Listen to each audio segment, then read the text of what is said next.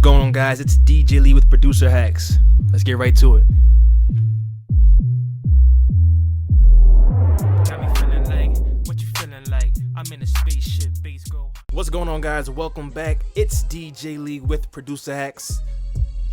This is our 8th episode, and we're going to talk a little bit about speakers, headphones, car speakers, monitor speakers, earbuds, any speaker you can think of at this point in time, and why they really all sound so much different when they're all meant to produce sound.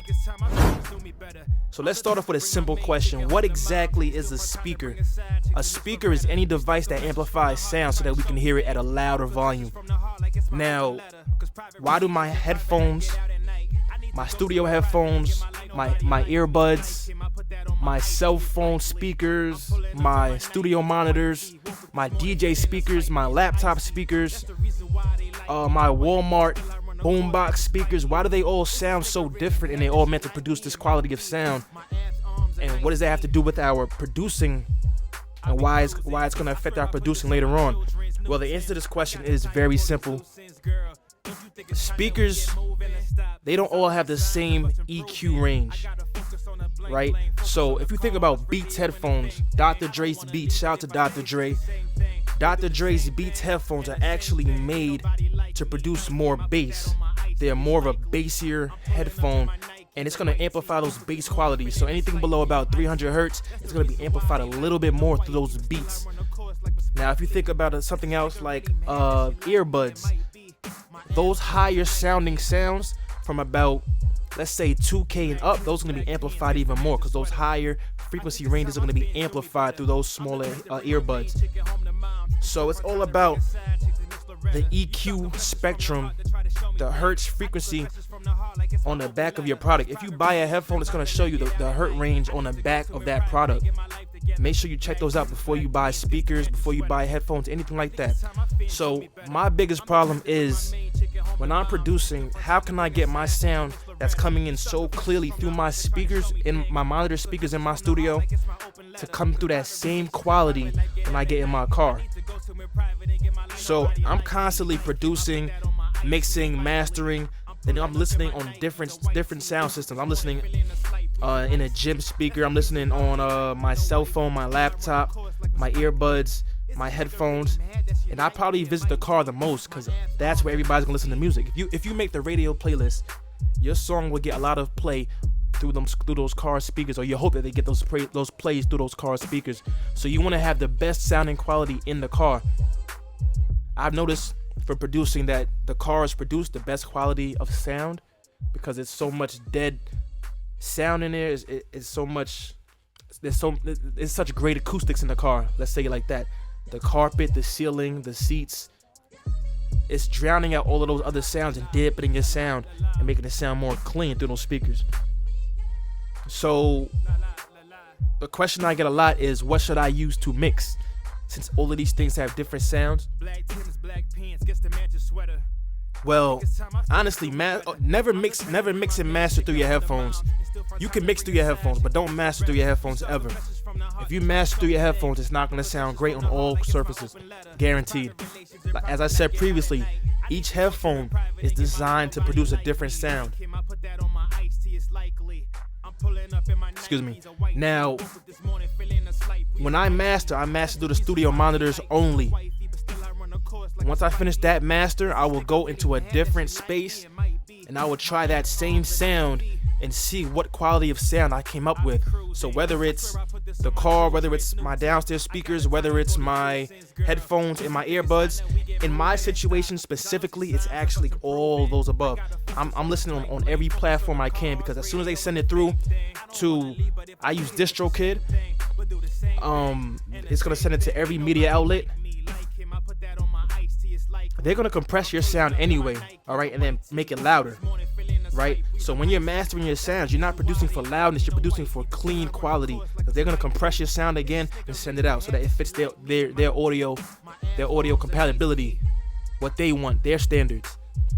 So be careful when you're mixing your sounds, be careful when you're mastering your sounds.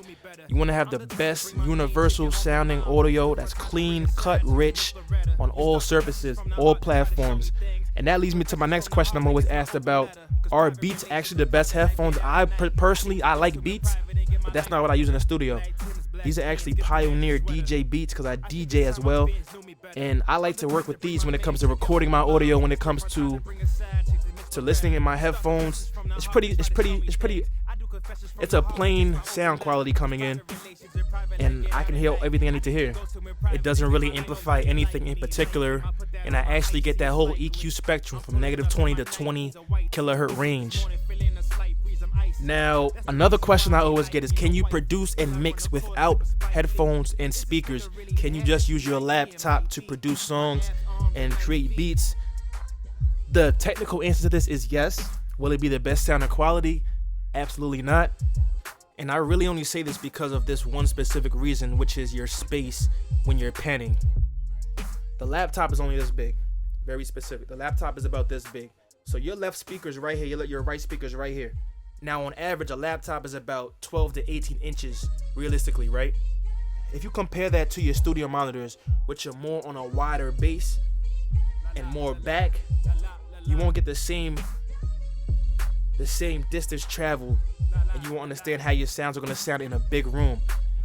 Apple products in particular, their speakers aren't that loud. Microsoft speakers aren't as loud. Headphones aren't going to do the job, like I said, but they will help you get a little bit closer. So I'd rather you mix on headphones than just through your laptop. So that's my order. Laptop, headphones, monitors. Never mix on DJ speakers. DJ speakers are meant to amplify bass, and it won't get that low frequency range below about 50 hertz.